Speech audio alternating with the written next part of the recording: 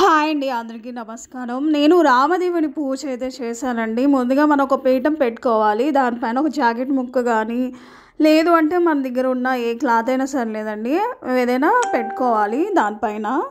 ఇలా అయితే పద్మ ముగ్గు వేస్తున్నానండి. చక్కగా మనం ఆ రోజంతా తలస్నానం చేసి చీర కట్టేసుకొని మార్నింగ్ అంతా ఏం తినకూడదండి. పూజ అయ్యేంత వరకు టీ కానీ కాఫీ కానీ తాగొచ్చు, ఏదైనా ఫ్రూట్స్ తీసుకోవచ్చు. ఇలా రామదేవుని ఫోటో ఉంటే ఆ ఫోటో పెట్టాలండి. అంటే నా దగ్గర రాములు వారు, ఆంజనేయ స్వామి ఇలా ఫోటో ఉంది. ఈ ఫోటోనే నా దగ్గర పెట్టాను. సీతారాముల వారు ఉన్న ఫోటో ఉంటే అదైనా పెట్టొచ్చండి. సో మన భక్తి ఇంపార్టెంట్ అండి. రాముల వారు, సీతమ్మదేవి అంటే విష్ణుమూర్తి, లక్ష్మీదేవి విగ్రహాలు ఉన్నాయి. ఆ విగ్రహాలు అయితే నేను పెట్టేశాను. సో మనం దీపాలు అయితే వెలిగించుకోవాలండి. సో నా దగ్గర ఉన్న ఫోటోని అండ్ రామలక్ష్మణులు చిన్నది ఉందండి, సీతారాములది చిన్నది ఉంది ఆ ఫోటో. ఇలా విగ్రహాలు పెట్టేసుకొని పూజ చేశాను. చాలా మనసు ప్రశాంతంగా ఉంటుందండి. ఎవరికైనా అప్పుల బాధలు ఎక్కువన్నా, చాలామంది బాధపడుతూ ఉంటారు, అప్పులు కూరుకుపోతూ ఉంటారు. వాళ్ళకైతే మంచిగా ఈ పూజ చేస్తే 5 గురువారాలు చేయాలండి. ఎప్పుడైనా చేయొచ్చు.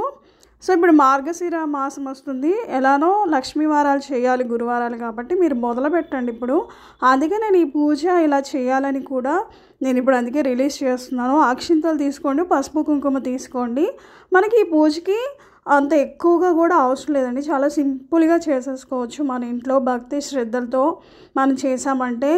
మేము ఇంకా వెనకబడిపోయాము, డబ్బు ఏమీ రావట్లేదు, లక్ష్మీ కటాక్షం ఎప్పుడు వస్తుందో అని చాలామంది ఎదురు చూస్తూ ఉంటారు. ఈ పూజ చేయండి చాలు, ఖచ్చితంగా మీరు అనుకున్న కోరిక అయితే సక్సెస్ అవుతుంది. సకల శుభాలు అంటారు కదండి.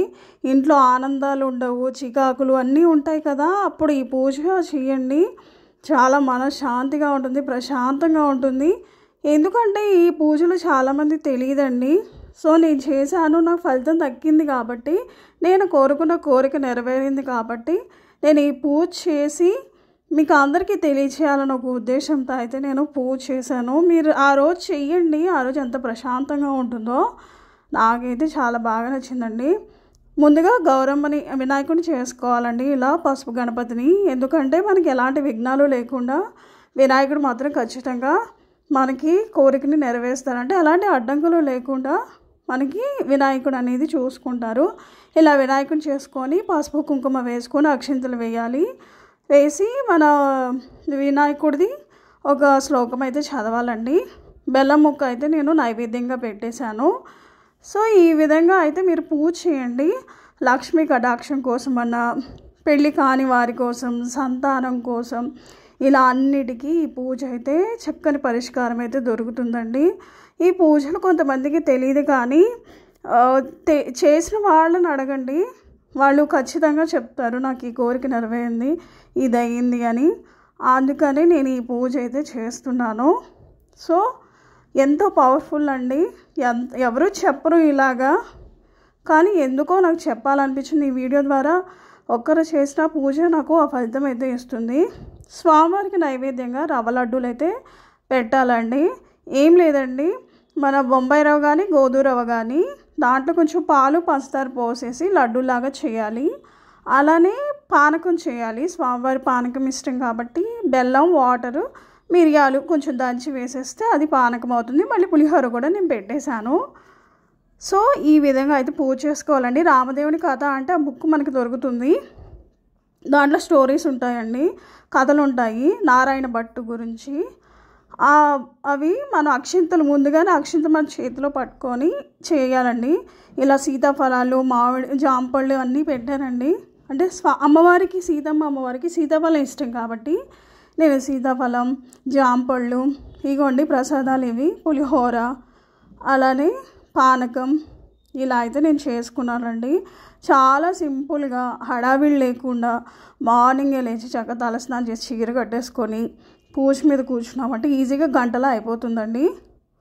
సో ఈ విధంగా ప్రసాదాలు అలా లడ్డూలు తమలపాకులో పెట్టాలండి. ఇలా పెట్టి మనం రామదేవుని కథ ఉంటుంది, దాంట్లో కథలు ఉంటాయి.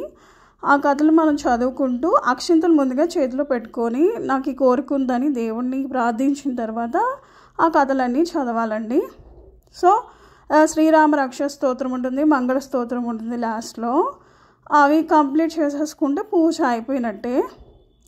సో మన 5 రవ్వ లడ్డూలు పెట్టాం కాబట్టి ఒకటి రాముల వారికి, ఒకటి ముత్తైదువుకి, ఇంకోటి బ్రాహ్మణులకి, ఇంకోటి మన ఇంట్లో కుటుంబ సభ్యులకి, ఇంకోటి ఇరుగు పొరుగు వారికి అని మనకి కథలో ఉంటుందండి. ఆ విధంగా అయితే ఆ రవ్వ లడ్డూల్ని పంచండి. సో ఇలా బుక్ ఉంటుందండి. ఆ బుక్లో మనకి అన్నీ ఉంటాయండి. సకల వ్యాధి నివారణకి, లక్ష్మీ కటాక్షానికి, ఆపదలకి, అలా ఒక్కొక్క శ్లోకం ఒక్కొక్క దానికి ఒక్కొక్క బాధకి ఒక్కొక్క శ్లోకం ఉంటుంది. సో అలా ఆ బుక్లో చదువుకోవచ్చు మనం.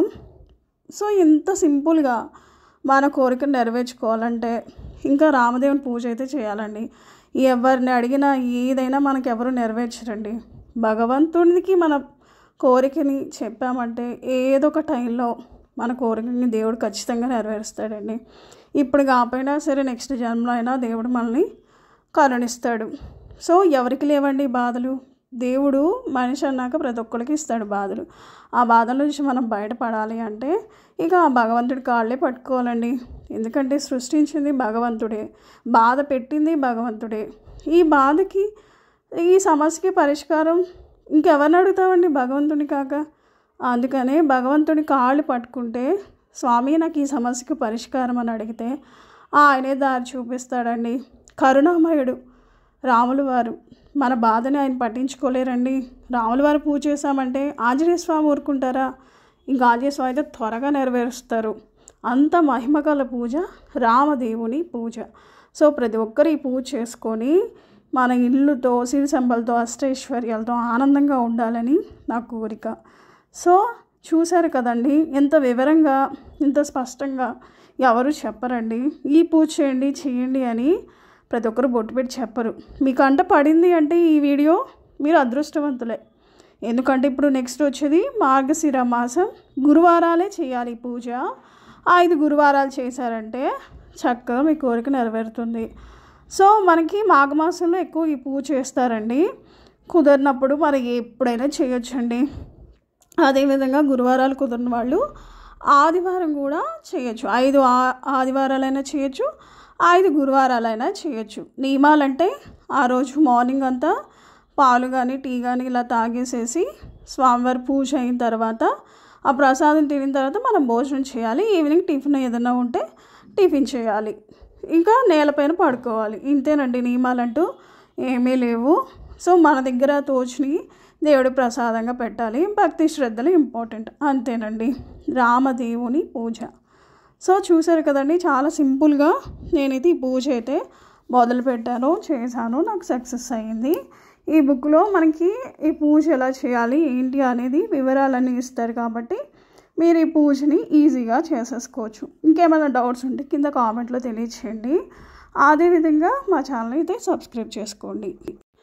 సో మీకు ఏమైనా డౌట్స్ ఉంటే కామెంట్ సెక్షన్లో మీరు చెప్తే నేను కామెంట్లో తెలియజేస్తానండి. అలానే మా ఛానల్ అయితే సబ్స్క్రైబ్ చేసుకోండి. ఎందుకంటే చాలా మంచి వీడియోస్, యూస్ఫుల్ వీడియోస్ అయితే మా ఛానల్ ద్వారా వస్తూనే ఉంటాయి. ఎందుకంటే నేను చాలా పూజలు అయితే చేస్తూ ఉంటానండి. మన ఇల్లు నెరవేరడం కోసం కూడా మణిదీప వర్ణన పూజ ఉంటుంది. అది కూడా నేను మీకు కావాలంటే కింద కామెంట్లో తెలియజేస్తే నేను ఖచ్చితంగా ఆ వీడియో కూడా పెడతాను. ఎందుకంటే చాలా పవర్ఫుల్ పూజలు అండి. మనకి కొన్ని పూజలు తెలియదు కానీ వాటి పవర్ అయితే మనకి ఈజీగా తెలిసిపోతుందండి. సో దాంట్లోని ఈ పూజే రామదేవుని పూజ, రామదేవుని కథ. సో నేను మీ అందరికీ తెలియజేశాను. ఈ వీడియో నచ్చితే లైక్ చేయండి, మా ఛానల్ సబ్స్క్రైబ్ చేసుకోండి.